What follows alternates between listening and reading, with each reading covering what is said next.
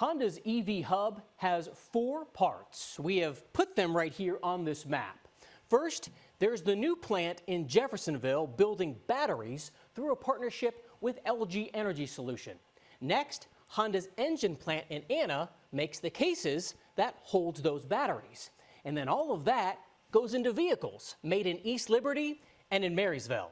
Now, what I just outlined here in about 20 seconds has taken 3 years of work and imagination to do.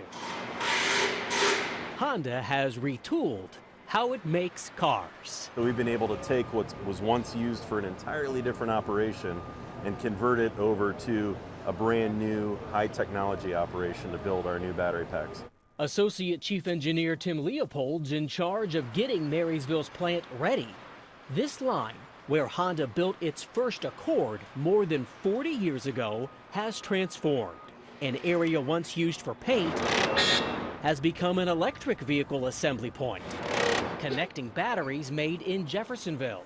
It's a whole new production process, utilizing the same space, allowing Honda to make EVs right alongside traditional cars and hybrids on the same line. You can see a video playing that takes us through all of the different operations.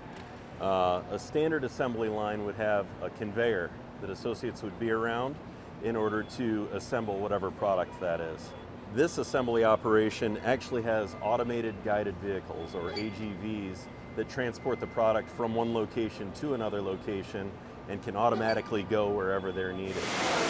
The new process required new massive equipment. At the engine plant in Anna, Honda installed high-pressure die-cast machines so large, overhead utilities were reconfigured just to get them in.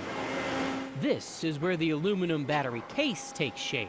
It's bigger than any part Honda has die-cast before.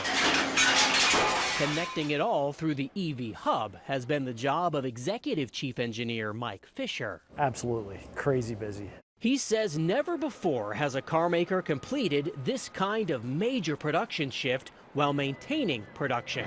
Cars have rolled off the line during Marysville's transformation.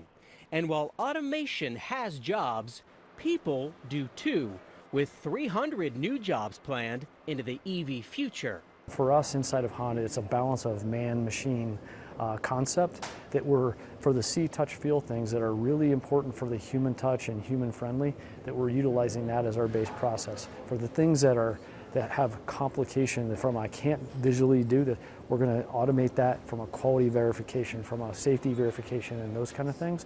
And it's all about balancing that man-machine.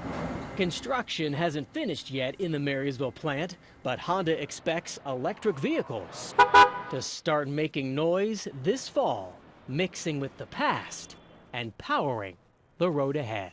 We're really revitalizing 40 years worth of history of manufacturing in North America to be able to get 40 more years out of a legacy site like this. So it's fantastic. Honda has a goal to sell only zero-emission vehicles by 2040. Last month, President Donald Trump pumped the brakes on the government's push for EVs when he signed an executive order revoking EV goals from the Biden administration. Honda feels confident about its plans, stressing how they are designed to be flexible, responding to regulations, but ultimately, it says, to what customers want. On your side, I'm Mike McCarthy reporting.